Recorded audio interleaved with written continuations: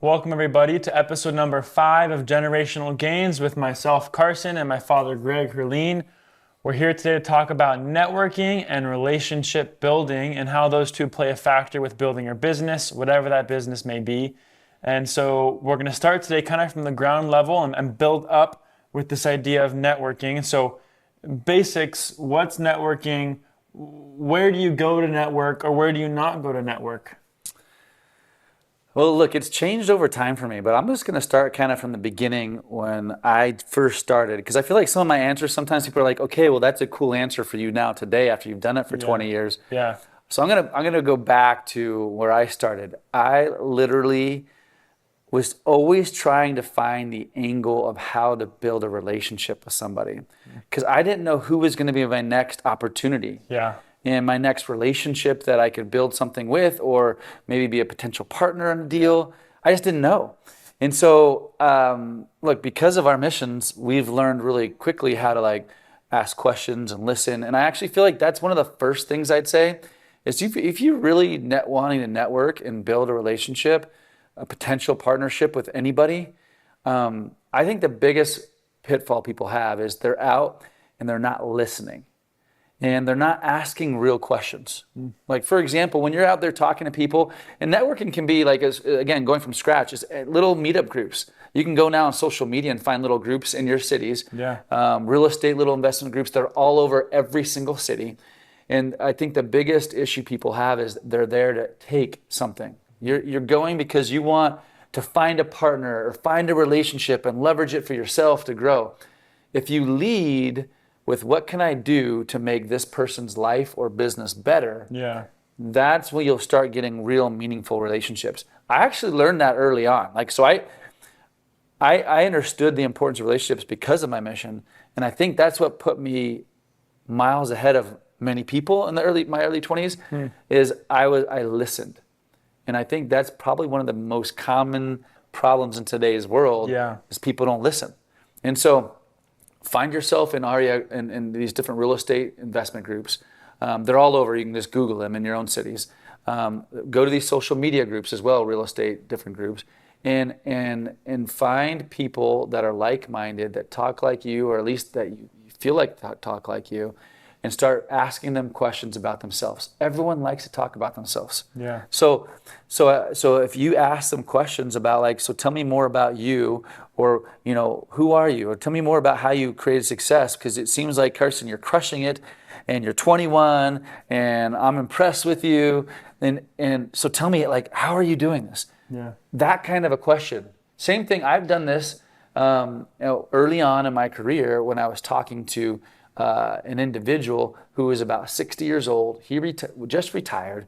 I was in my 20s, and I went up to him. I was like, and after I heard him speak, and I was like, I'm impressed with you and what you're doing. Tell me your story. I just want to know because I'm impressed by you. And all of a sudden, his guard came down. I wasn't like, hey, give me your money, or hey, I'd like to partner with you.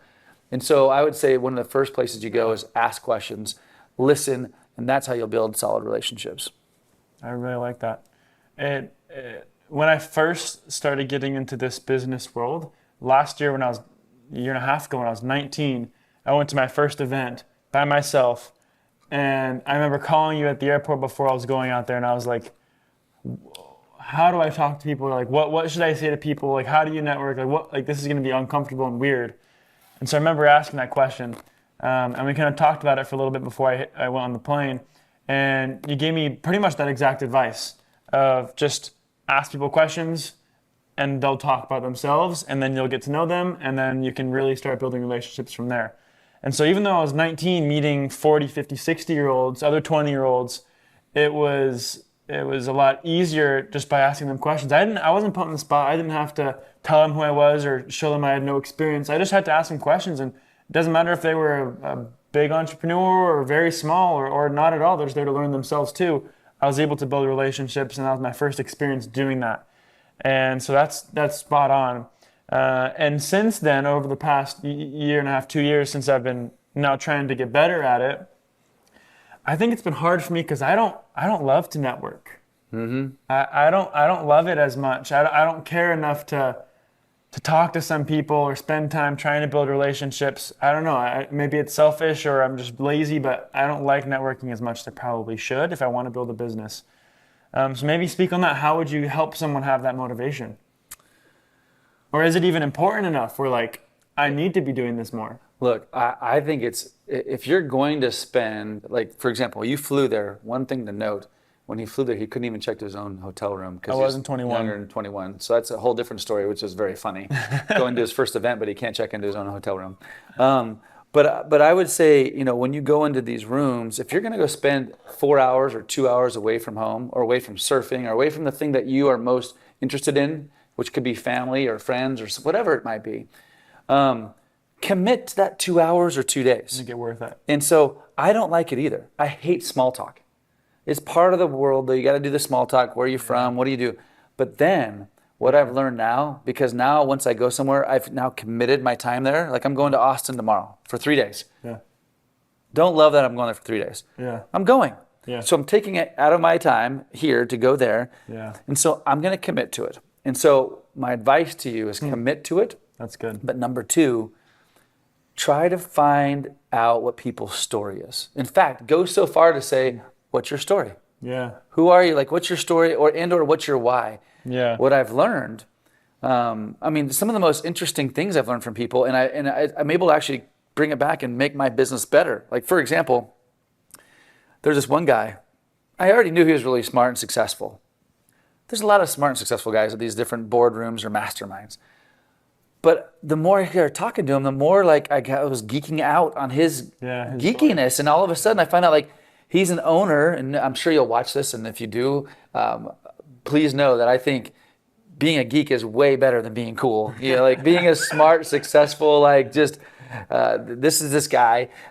He owns a part of Wrigleyville, I'm sorry, the Wrigley Field? no, the in the fields. Oh, the Cubs thing. The Cubs thing in the field. What is that called? Field of Dreams. Field of Dreams. He owns part of Field of Dreams. Like, how cool is that? I'm a Cubs fan, so I was like, this guy owns something like that, Field of Dreams, where the Cubs are playing. You know, you get to hear, and then you get to ask, well, why? Well, why would you buy that? Yeah. And then you get to hear like, well, is it successful? What's the business behind it? And so asking questions and finding out about people and their whys, I think is one of the best ways to build relationships, but also if you listen and care, you'll actually be able to apply it back to your own life. And so, all I can say is relationship building. When you ask, like, how do you motivate, how do you get motivated about it?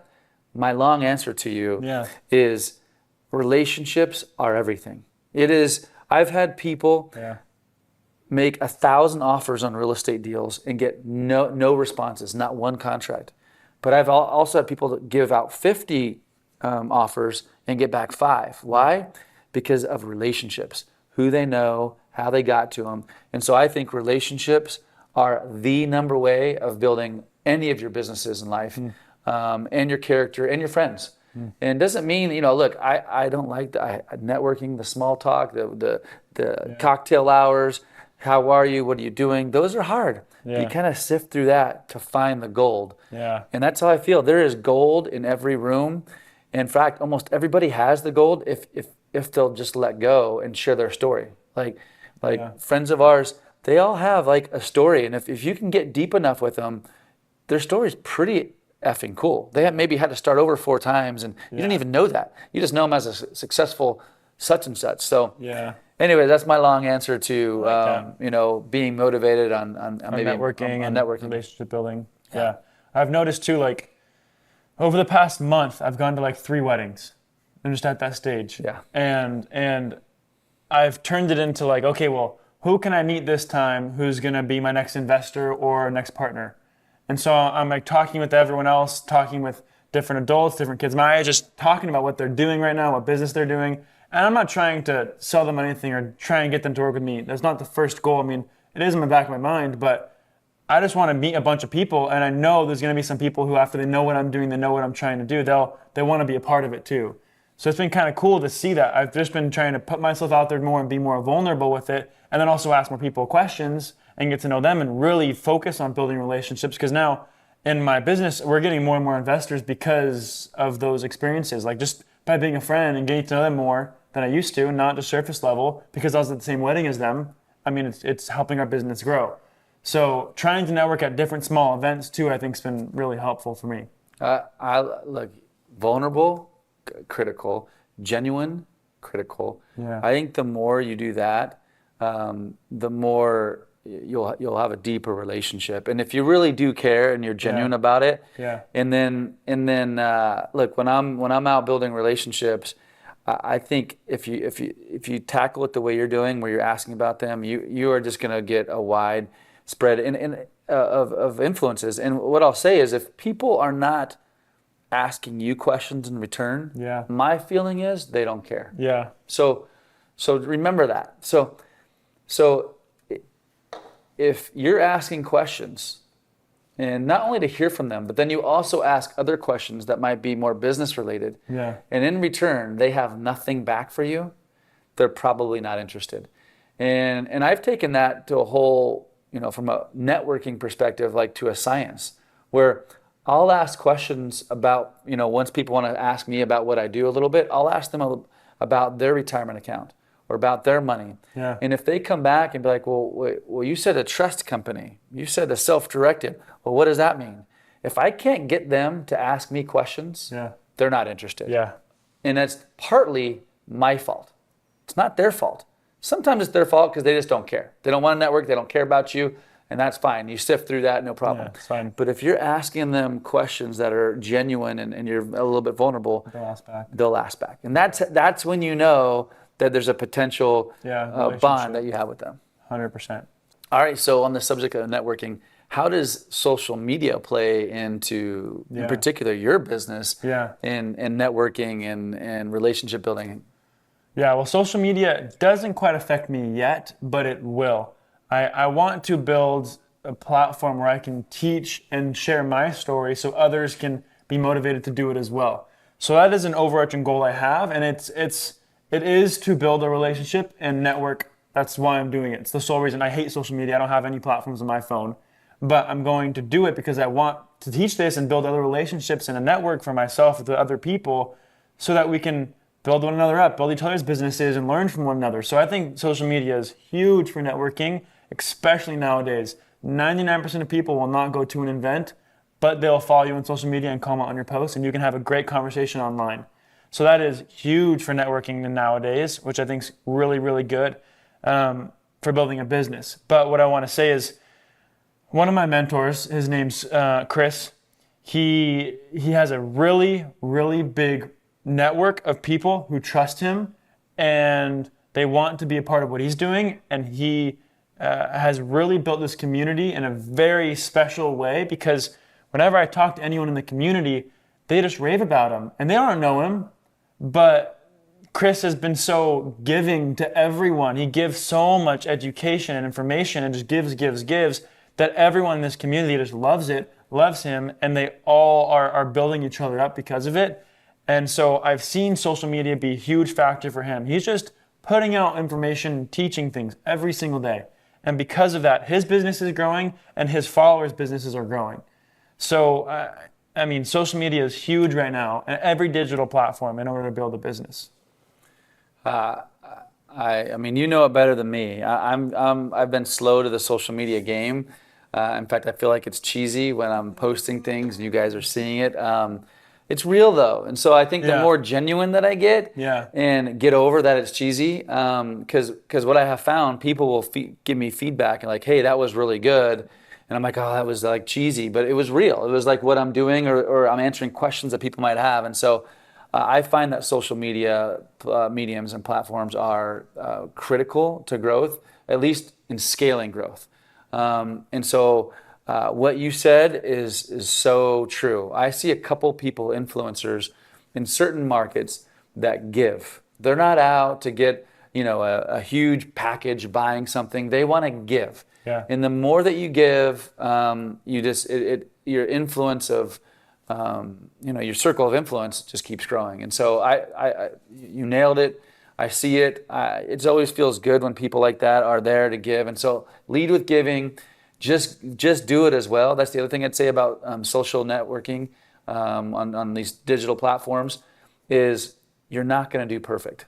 It's obvious. You've seen my stuff before, probably, and maybe our stuff, and yeah, it's bad, and it feels cheesy. But keep doing it. I think that's the other thing is just keep putting out information and content. It'll get better. But as long as you're being genuine about it, it's real. And so what that it's not professional and it's totally cleaned up and you got like the best studio or the mics. Just don't let that be a hurdle. Start giving, and I think that will help success as well. All right, as we kind of, a question I wanted to ask you is like, is there a particular story and that's, a story that's impacted you in a relationship that's affected your business journey that you've been on, like, a story that you can share with us? Yeah, that's a good question. So a guy you actually introduced me to, his name's Justin. He's your friend. You were actually you married him? Your groomsman? I officiated their wedding. Officiated his wedding. So yes. Good friends of his. Yes, Justin. He's in the real estate space. He has a company teaching wholesaling and flipping. So I wanted to learn from him. He's been kind of my mentor for a while in the real estate space.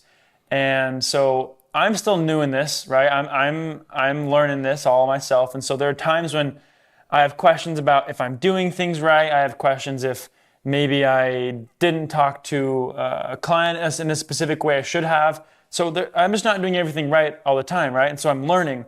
And Justin has been a great mentor in me and giving me confidence in what I'm doing and who I am. For example, I have a funny story for you.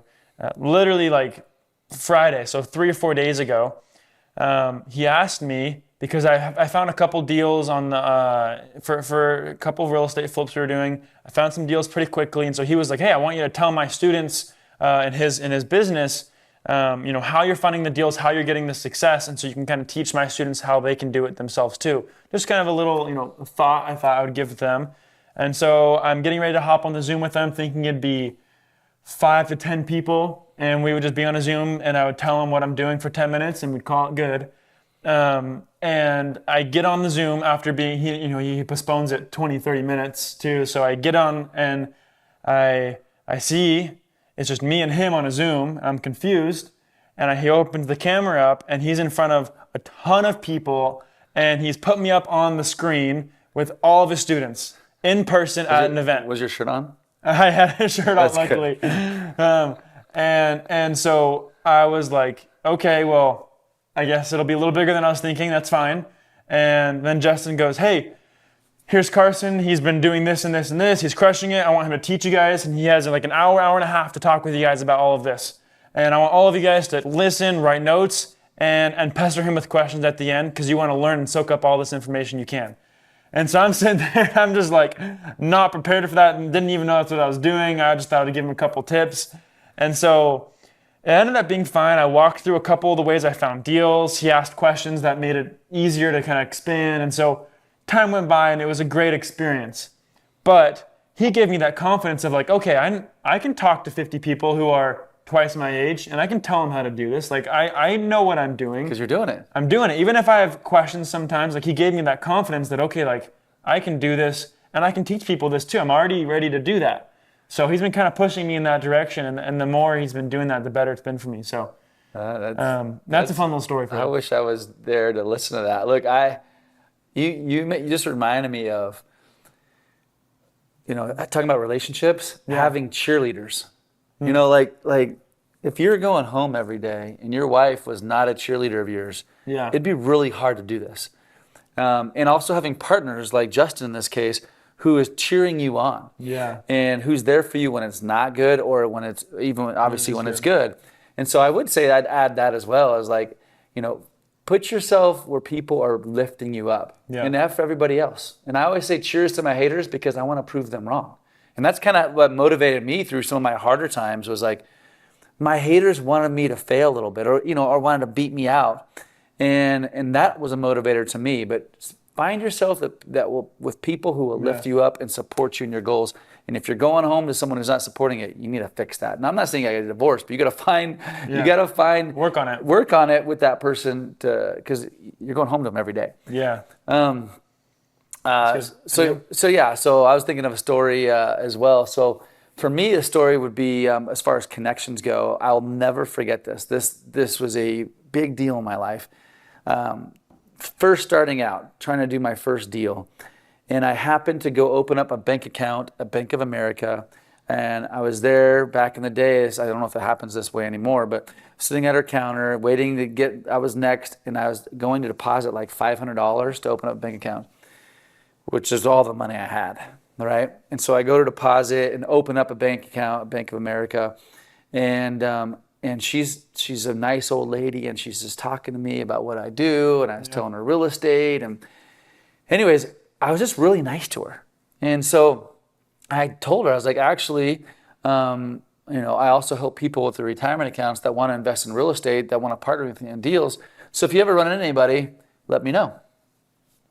She's like, sure, okay, give me your card. I had a card. She gave me her card. She's probably 60 years old, and I was 22, 23. Yeah. I then go home. I get all of a sudden, then like 2 days later, a call from her. Said, hey, so if it's okay, I just met with someone who has a retirement account who wants to invest in real estate. Do you think you can give him a call? This was my first investor ever. And he gave me $60,000. Later on, for years, he gave me millions of dollars as I built this confidence with him. And it all came around because I was nice to this banker, building a relationship with her, and she wanted to do something nice for me.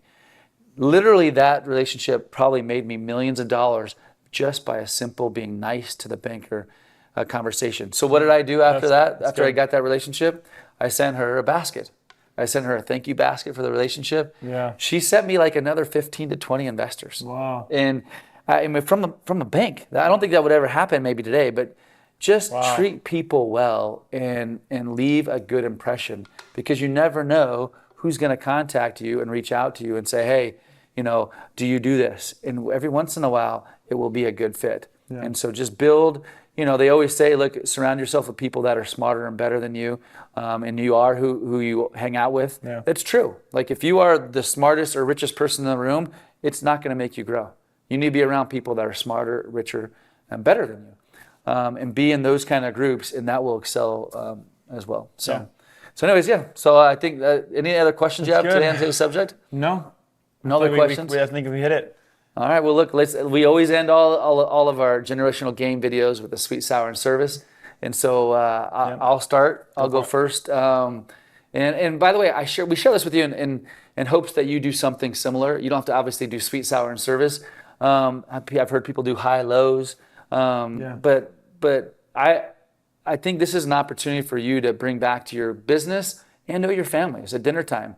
Ask the 10-year-old, what was the sucky part of your day? If you want to use a different word, because sometimes kids get more excited about sharing the negatives. Like school was bad. Well, why was it bad? And so anyways, that's why we share these things. And also, and service too. Yeah, and service as well. Like, are we teaching our kids about service? So that being said, my suite was, I got to hear your sister share a message that was really special. She's going away on her mission, and so she put together a message. And I'm going to share this actually. Afterwards, she's not as well spoken, I think, as you in general. So I was not sure what to expect when she spoke, and I knew she was going to do good, but I didn't know it was going to be so great. And afterwards, I went up to her and gave her the biggest hug, and I was like, Miley, you crushed it. And she said this, and it's funny but so true. She said, I took Taylor Swift's advice. And I was like, what's that? And she said, every line is important. And did you hear this? Yeah. And I actually believe it. I think she wrote her message to a point that she knew that every line she wrote was important. So she didn't want to waste any sentences. And she crushed it. So that was my suite. Yeah. I'll second that. I was going to say that too. Like, she did a great job. It was a great meeting. That was a great day yesterday. Yeah. She was great. I would say my sour, probably on that subject, it was just, her leaving and the thought, and it was a little emotional for me as well, seeing my oldest daughter leave. So that was a little bit of a sour, even though I know it's positive. She's going on to another part of her journey. My service, I would say my service is I woke up at 5:30 this morning, and even though I do it pretty often, it's my turn with the baby at 5:30 in the morning. So it was very early this morning, and it was baby duty for me. So I helped Jess sleep a little bit longer. So that was my service. And anyways, that's my sweet, sour, and service for today. How about you, Carson? I like it. Sweet. You already Same. shared, yeah. Sweet was awesome yesterday. Being able to spend time with her too before she heads out. And sour, yeah, I mean, things have been really good past couple days. But past week, I feel like we worked super hard in all the different business aspects. I spent my time really well with everything, had time with my wife. We had a great weekend, so I think no sour for the past couple days. Love it. And service today, I have not served anyone today yet. I've been doing my own thing. So that means he's got to do the dishes tonight. I got to do something the rest of the day and serve somehow. So Yeah. I'll keep that in mind. But Well, yeah. thanks for being honest about it. And look, follow us, and we're going to continue to get deeper in some good questions and genuine questions, and have some guests on as well. And so we appreciate you listening to us, and have a great day. Yeah. See you guys soon.